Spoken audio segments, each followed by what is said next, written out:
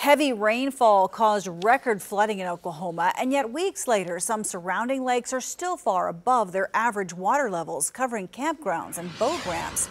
2 Works for You's Tatiana Taylor is live near the Arkansas River tonight with the reason engineers are not releasing more water. Tatiana? Karen, Deputy Chief Preston Chasson from the Army Corps of Engineers tells me that water levels is a delicate balance and there's a lot to consider before each release.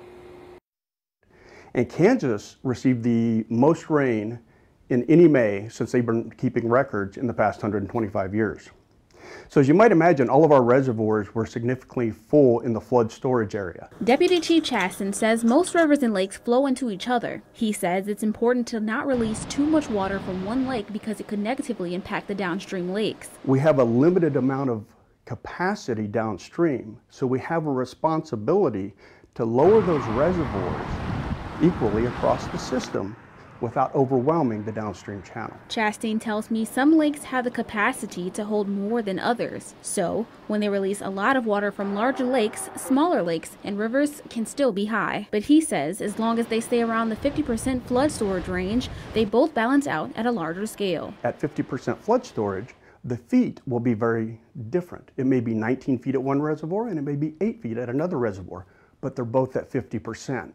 Hydrologist David Williams says the Tulsa area has had a record amount of rain and flooding. He says when each lake reached its flood storage capacity, they did their best to release a safe amount of water without causing another area more damage. During the month of May, 8.3 million acre-feet of water flowed into Keystone Lake. It's a lot of water. You can do that conversion, but that's a lot of water, 8.3 million acre-feet. And what is an acre-foot? That's where you take an acre of land and put 1 foot of water, one foot depth of water on that acre. Williams says the amount of water flowing into Keystone this May was nearly twice as much as the flood of 1986.